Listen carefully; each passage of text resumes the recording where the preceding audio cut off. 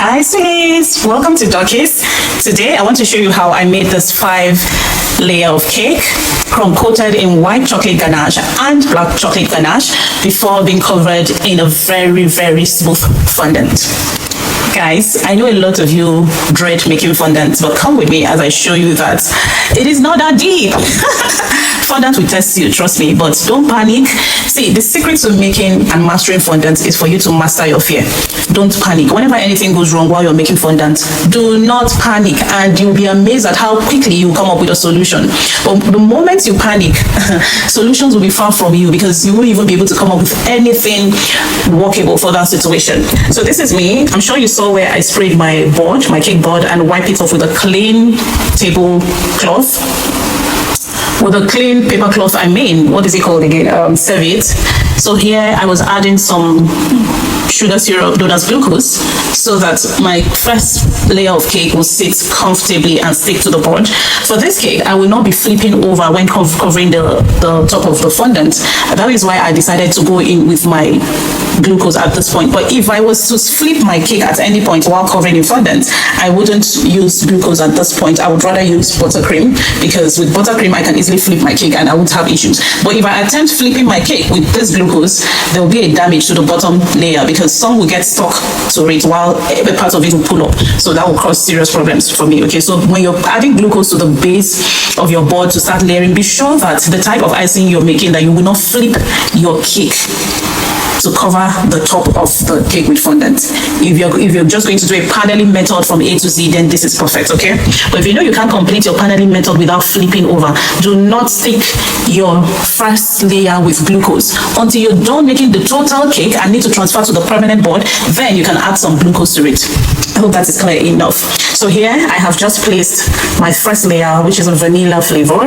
Now I'll be adding some caramel filling. My caramel filling is usually made watery, and it is very intentional. We make it very watery because often we mix it with dark chocolate ganache or white chocolate ganache.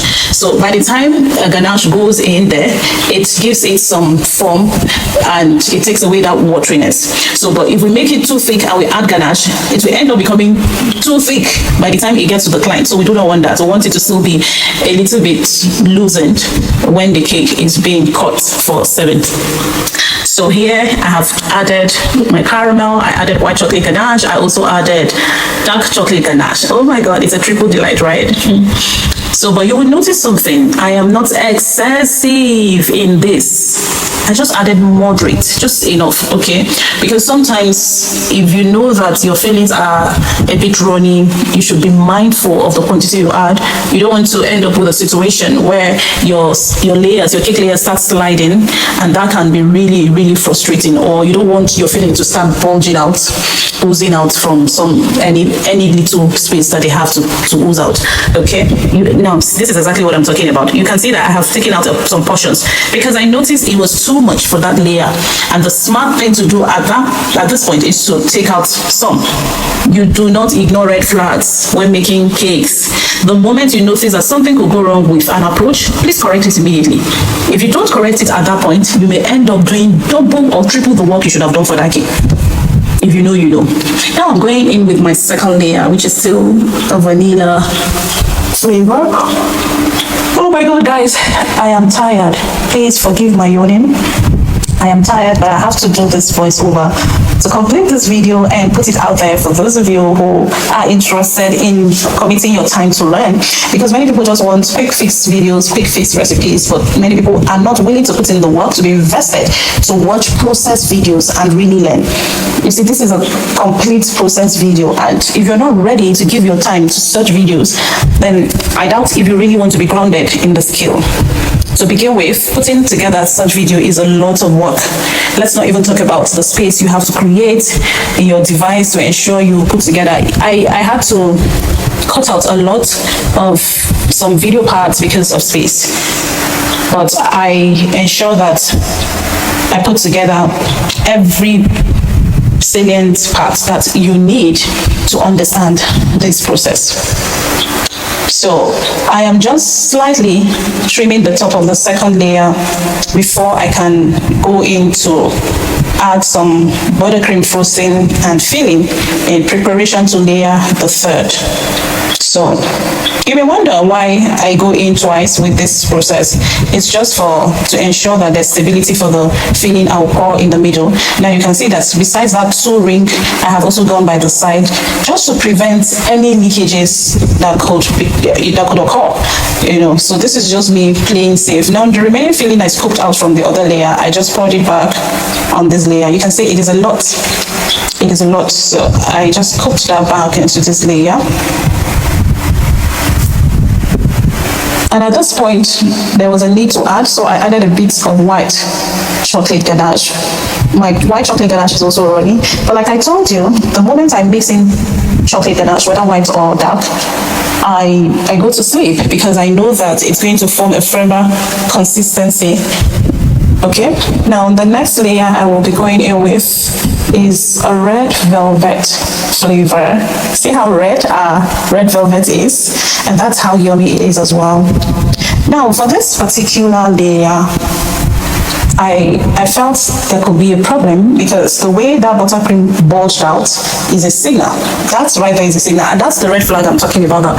When you notice a red flag while making a cake or while preparing to frost, while frosting, in any process of cake making, please do not ignore it and pretend it's non-existent, because you pretending it's non-existent. Of course I have to eat that red velvet. It was so irresistible. I had to eat it, and it tasted so good, so good, super yummy. So like I was saying, when you notice a red flag, address it immediately. Do not pretend that it is non-existent, because you pretending that it isn't there does not take away the issue. You trying to mask the problem will not solve it, and it will reappear when you have made progress in the work. That may now take you 10 times backward if care is not taken to the foundation. Now look at what I'm talking about. Can you see that it's oozing out? That feeling is already oozing out. I didn't know at this point, so I was still doing my work, but I will soon find out to my utter shock. It's oozing out. It's even dropping. Can you see? Now this is one of the reasons why we don't like putting excessive fillings in our cake, except if they are extremely firm fillings, like if it is just purely chocolate ganache or mousse or those kind of fillings, mocha, all those kind of fillings, we could go in with a lot. Now because this filling is already oozing out, it's affecting the stability of that third layer, and if I do not address this issue now, my cake layers will slide later. I am yet to find out. At this point I was gisting with someone. You can see me laughing. I didn't know that there was fire on the mountain. I didn't know that there was already a red flag by the side, but I will soon find out and I will address it. This is me feeling, oh, I've seen it. So heartbreaking. It broke my heart. It shattered my heart, to be honest. I was heartbroken when I saw it. I was heartbroken. Like, what? You mean this thing as well layered as that frosting was, it still had a way to come out? But I'm going to tell you what I did wrong that made that filling to ooze out like that. My buttercream frosting that I was using to form protective layer was light. It was too light. It was not the usual consistency I use, and I noticed it before starting. That is what I'm talking about, that when you see a red flag, address it immediately. Don't pretend that it's not there, because you pretending it's not there will not stop it from doing its thing. I noticed that my buttercream frosting was a little bit unusually lighter than it normally is, but then I just felt let's carry on. It will firm up, forgetting that buttercream does not work like chocolate ganache. So even though it will firm up, it won't firm up as fast as chocolate ganache will. So that was an error on my part, but you can see I just added some of the buttercream to block whatever leakage, even though my mind is still not settled here. But now you'll notice that instead of just forming a ring in the middle, I'm coating the third layer before adding whatever I want to add. That's because after this third layer, I will be forming a base structure for the subsequent layers that will come on the cake. Now this is very, very important. You see these steps? This step right here, it is extremely crucial. If you want to have a stable cake during transportation and every movement process, even while decorating, especially for a tall cake, ensure you build a solid structure. Now, let me explain it to you using a building.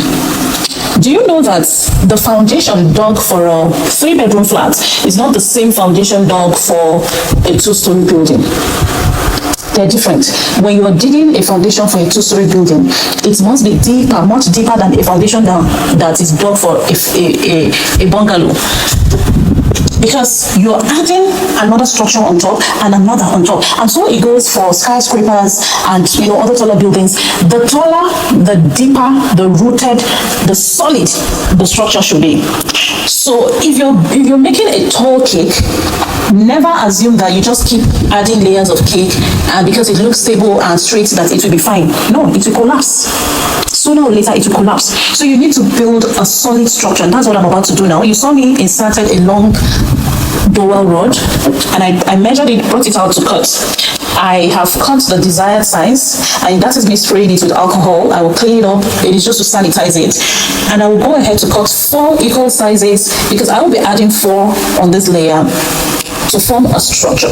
Those 4 are going to serve as pillars on which the subsequent layers will rest upon, so that the pressure or the weight of subsequent layers that will come upon these already established 3 layers will not overwhelm the bottom 3 layers. Because if they overwhelm the bottom layers, the cake will crash. It will crash. That is why sometimes you see some cakes tilting to one side. It is because they do not have proper structure in place. And so the weight of the cake on top is so depressing on the ones below that it becomes so overwhelming for the ones below to continue to carry. And so the cake begins to tilt because it is losing balance, it is losing position, it has lost strength. Do you understand? So that is exactly what I am doing right there. I have cut my dowel rods into the desired heights for the 4. So I will then go ahead to place the 4 in strategic positions that form solid base. You can see I am measuring to ensure that they're equal. Where I notice a little inconsistency, I go in to trim to ensure they are all equal. Because another mistake you could make is to insert dowel rods that are not equal. If your dowel rods are not equal, that in itself could create an imbalance. And that will affect the overall outlook, structure, and stability of your cake. So having gotten the right size for each dowel rod, now I am going in to place them in strategic position that forms the right balance for the subsequent layers that will come on top. Now, if you notice carefully, you would observe that I did not insert anything in the middle. I carefully left the middle, and that is very intentional because after we are done layering all the layers, we would need to insert a central dowel rod that will be a connecting structure for all the layers of the cake. And that means it will have to be at the central, so in the middle. It is not enough to add dowel rods to the base structure. It is crucial to add a base that the subsequent layers will sit comfortably on. So that is the essence of the board I just placed on top right now. So with this board, the board rests on the dowel rods which have formed the pillars, and so every subsequent cake layer sits comfortably on the board with a supporting foundation from the dowel. And so after this, we'll go ahead to start placing the layers, the subsequent layers that will come upon. The very moment you secure the structure, you can go to sleep because you know that your cake can be transported with ease. It can be transported without it falling apart.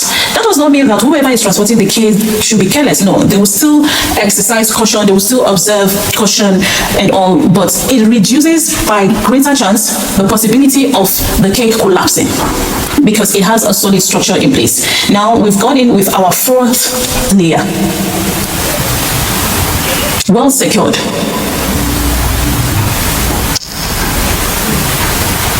So you can see me checking the sides, okay, to see is it looking straight, is it well, is it stable, and all of those. Now it is not enough to gauge with your eyes because your eyes may not always be accurate, and that is where the place of what's it called now? What's this thing called again? Oh my god, I'm just forgetting the name. This measurement, this thing the builders use to check leveling process. Has this thing ever happened to you where you're trying to call the name of something you know very well and then it suddenly skips? How did I can't even, you know what? Let me check it. So, but you can see what I'm doing right there. I've added the filling.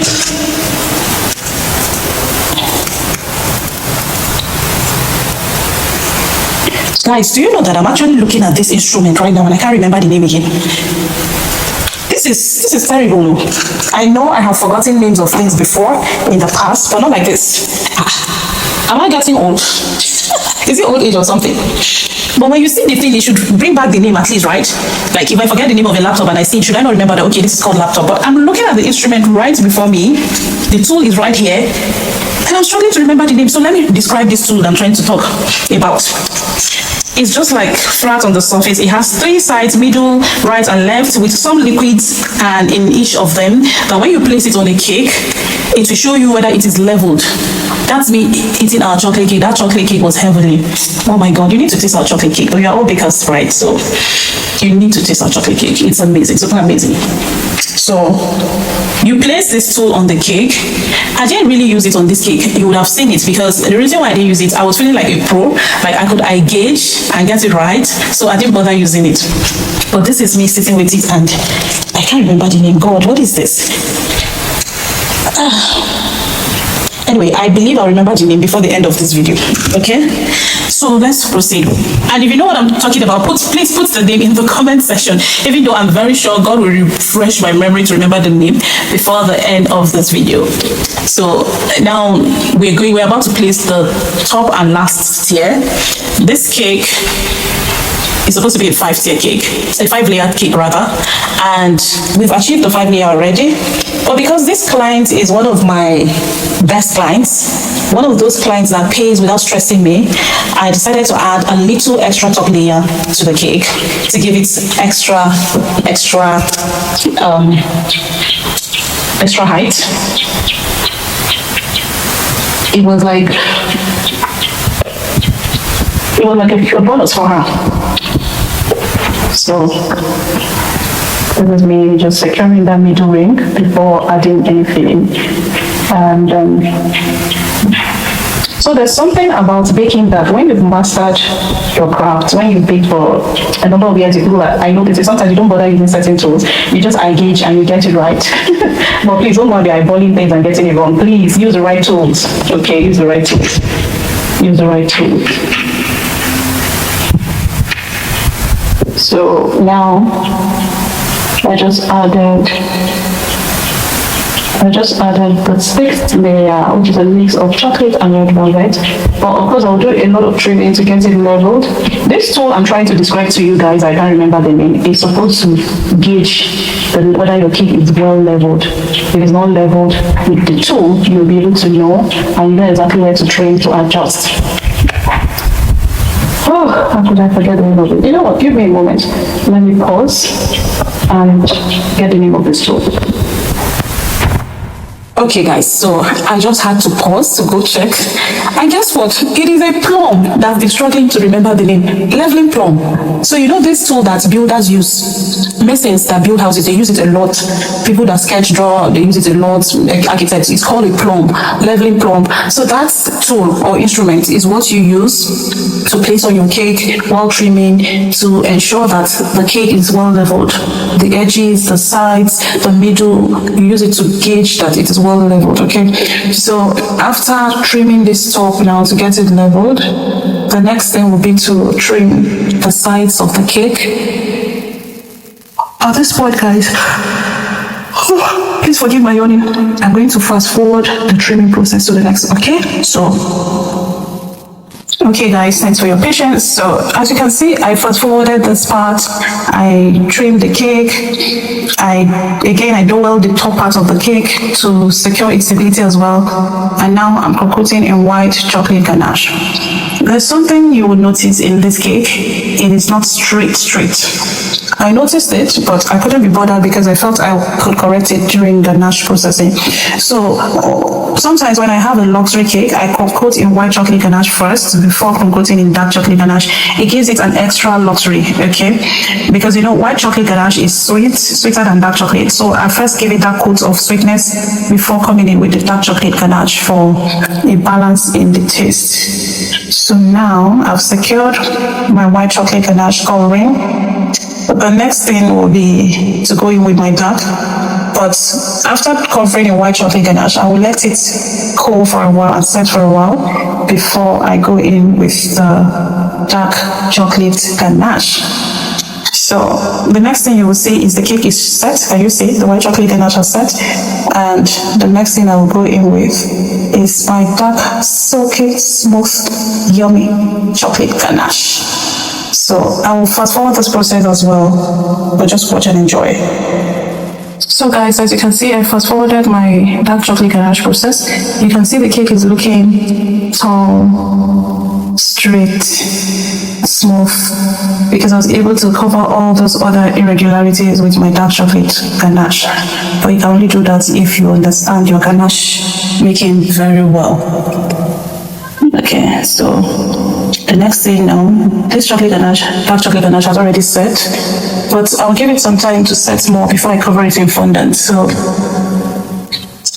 at this point, I will leave you guys to just watch and enjoy the remaining video, guys. I'm actually done practically. This is me kneading my fondant. I will go ahead to knead it, roll it out to the desired size of the height of the cake, the circumference of the cake, the top of the cake. Measurements is very important for fondant making. That is why you need your plumb, you need your rulers, you need your tape, because you want accuracy in everything. You don't guess while making fondant, you measure. In fact, while making cake, you don't guess. From the baking process to every frosting process, you don't guess. You use precision and accuracy. That is the secret. I know many of you dread fondants, but have you tried our fondant recipe? We have the best all-weather fondant recipe. Let me shock you. You see this fondant I'm using here? This fondant was made 3 months ago, and it just sat in the freezer. It balanced and chilled in the freezer. And this is what we're using after 3 months. It is very okay. You see, our fondant recipe is second to none. It's the best. And when we say all weather, it is no cliche. It is what it is. It is all weather. You can tweak, you can adjust it the way you want. When I first started kneading fondant, you would notice that it was looking scattered before it became like this, because all I needed to do was to add a little warm water. So you can adjust, you can tweak as you want, and it will come back to the perfect consistency that you need to cover your cake. Oh, you need to get our fondant recipe. Guys, I am really tired. You notice my voice is getting deep, dimmer. I think I'm even feeling sleepy. I didn't have sufficient sleep last night. But yeah, I have to compile this video and post for you, my sweeties, because I want you who is committed to my page to learn one or two. How did this video come back here now? The thing took us backward. It must be a misarrangement, guys. I think I did a misarrangement. This was supposed to be the other one we fast forwarded, so I probably placed it in 2 sides. That's what happened. Anyway, you got to see how I poured the dark chocolate ganache and how I did the work. I don't think you saw enough in the other side, so you got to see it again. We gave you a preview again, so it's good for you. You see the way I did it. Now I've rolled out my fondant. I cut it out, measured. That's the top. Remember, it's finally method I'm doing. And I wet my ganache a bit to become tacky so that my fondant will stick. And I covered. Now I'm painting, because the cake is supposed to be a black cake with gold accents. So it looks green, doesn't it? That's how some dark colors behave. But it's actually a black color. So you just keep painting. Provided it is written black, just keep painting. It will come to that total black. Don't panic. So I continue and painting. This is the best way to color your fondant when using extremely dark colors like black. Ta-da! Guys, this is our stunning outcome of this cake. You can see it's a pattern stencil, not the regular stencil. It has touch of white, it has gold accentuates and black, and our client loved their cake. Thank you for watching till this very moment. I appreciate you, and I can't wait to see you in my next one. If you haven't subscribed to my channel, why don't you tap and subscribe? Follow me for more amazing videos. Thank you.